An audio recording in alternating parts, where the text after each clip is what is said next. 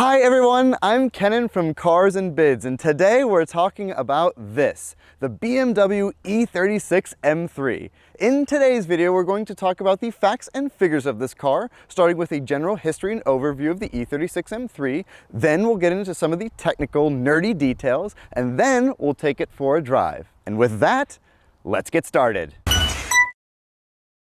Before we get going, big news, this E36 M3 is currently for sale, being auctioned live on, you guessed it, Cars and Bids. This is a 1998 convertible model with the desirable 5-speed manual transmission. It also comes with some upgrades from famed BMW tuner Dinan, and it has this incredible M-Tech interior, which is so deeply 90s. And after you finish watching this video, click the link in the description below where you can head to the live auction of this one, where you can bid on it and buy it only on Cars and Bids. And we begin with story time, talking about the history of the M3.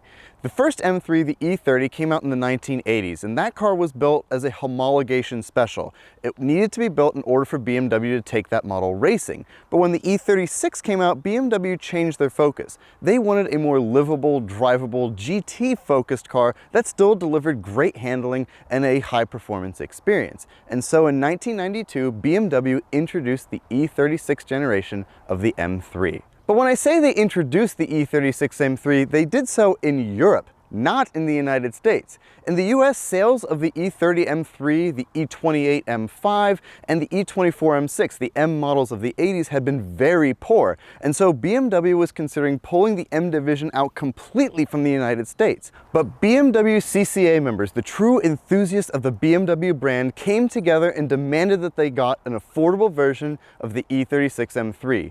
This was going to be a little bit of a challenge because BMW had spent a lot of money developing the European engine for this car. And so BMW needed an affordable solution for these customers.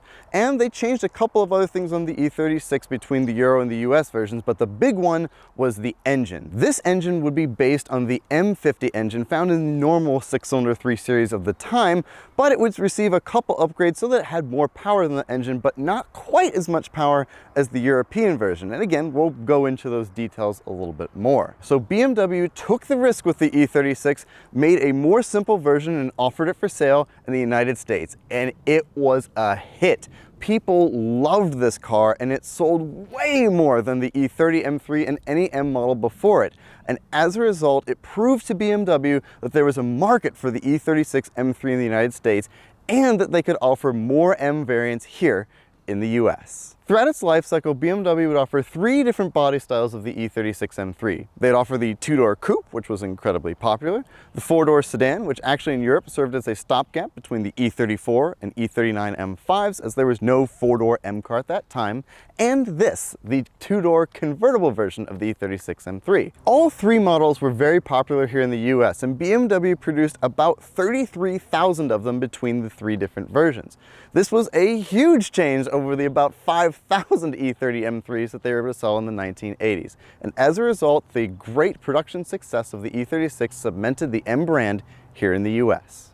Now it's time to get under the hood of the E36 and talk about engines, and we're going to begin by talking about the European 6-cylinder that was offered in this car. As I mentioned, BMW spent a lot of money developing a new engine for the E36 M3, and they did this by adding 2 additional cylinders, the previous E30 M3 being only powered by a 4-cylinder engine. But adding more cylinders wasn't the only thing that BMW did. They continued with their idea of having individual throttle bodies for all 6 cylinders, and they added BMW's variable valve timing system, VANOS, to that engine. As a result, that car made about 280 horsepower, which was a substantial jump over the E30 M3.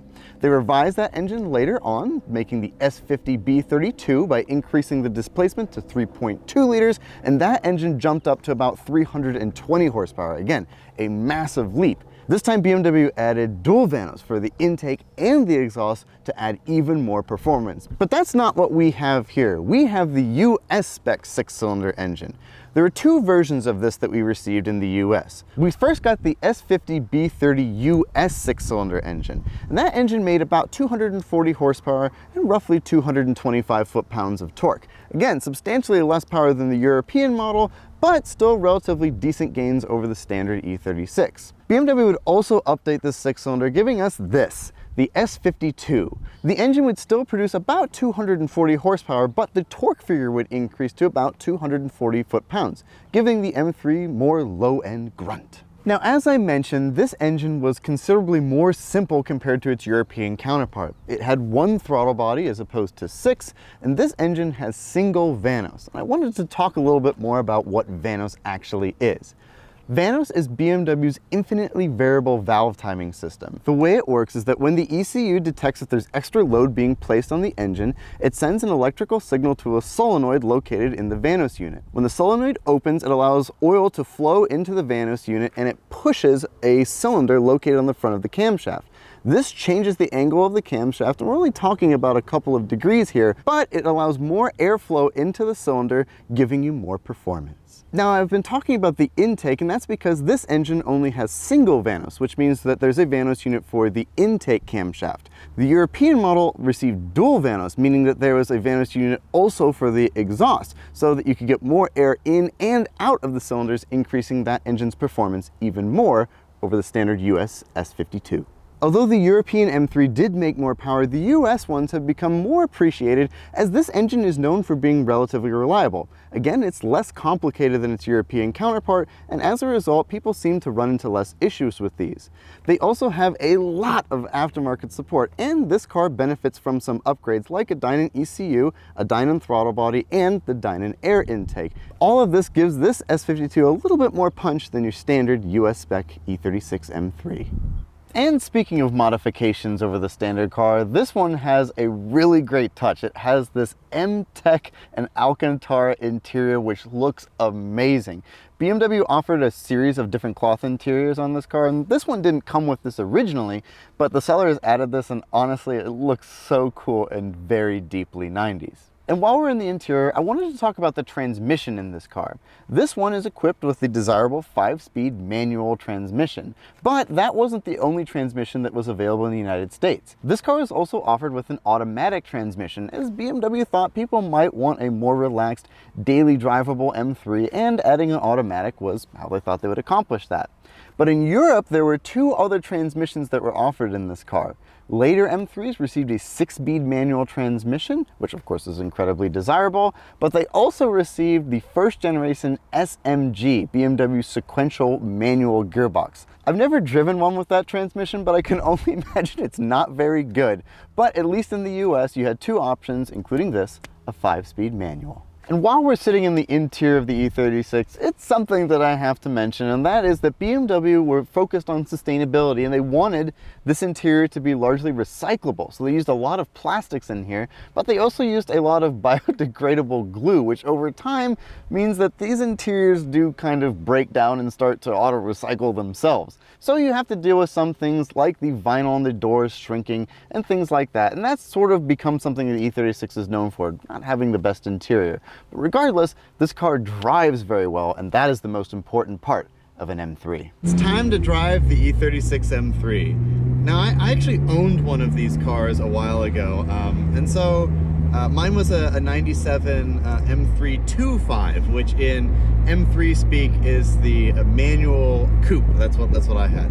And I really loved the way that car drove. Mine had some mods on it as well. As I mentioned, this car has some performance modifications, some stuff from Dinan, including a Dinan intake, Dinan exhaust, and a Dinan ECU tune. So it's got a little bit more performance than a normal one. But, you know, the driving experience is pretty similar. Again, it being a convertible, it's nice. I could just kind of do this, have lots of room. But I've always liked the way the E36 M3 drove. You know, it is very livable. You can still drive this every day.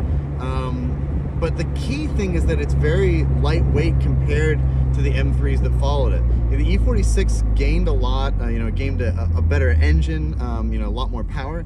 But it also gained a lot of weight compared to this car. And when you drive one of these, like, it feels very vintage and light, and it feels very much like an M3. And, you know, people say that the engine in this car is, you know, yes, it doesn't make as much horsepower as the European one. People say that it's worse. I really don't feel that way about the engine in this car. I think that it's actually, it's plenty powerful, and it's really fun to use. It's got good torque, pretty good horsepower as you continue to climb up the rev range. So yeah, people complain about it, but I think that a lot of that is unfair, especially now. You know, this is a over 20-year-old car, so you don't expect it to have like gobs and gobs of horsepower. That's really not the point anymore. Point is much more, you know, focused on the finesse of the car. But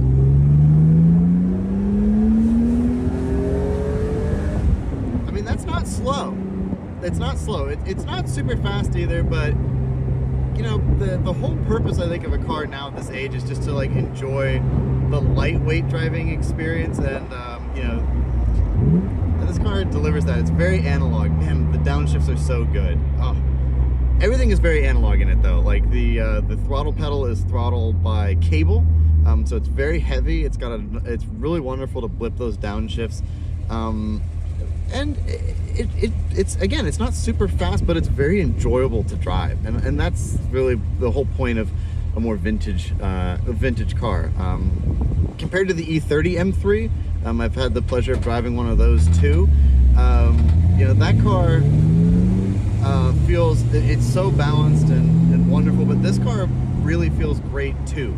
You know, it's kind of sandwiched between two icons, the E30 M3, which everybody absolutely adores, and then the E36 M3, same thing. People really adore that car too. But this one, you know, was kind of overlooked for a long time, and I don't feel that that's really fair to it. It's a fun driving experience. It's really enjoyable. So I spent a lot of time talking about the engine in this car and how it was less powerful than the European ones. But the engine wasn't the only thing that was different between the two cars. The Euro ones got a different differential as well. They also received different brakes. They had floating rotors, and this car does not have those.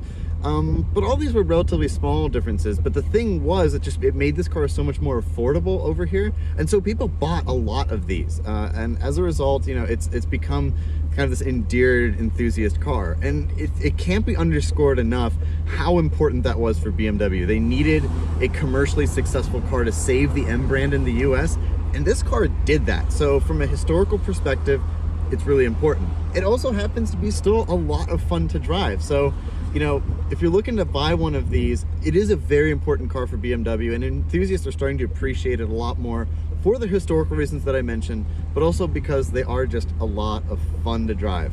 And I'm a huge proponent of slow car fast. I think that that's the way to really enjoy a car. You can ring this car out and you're not really breaking the speed limit by all that much. So I think that that's a huge part of the enjoyment of a car like this. That, and again, all of the analog driving experience that it delivers, because that's something that's lost these days. And it's very much alive here in the E36. Ooh, there we go.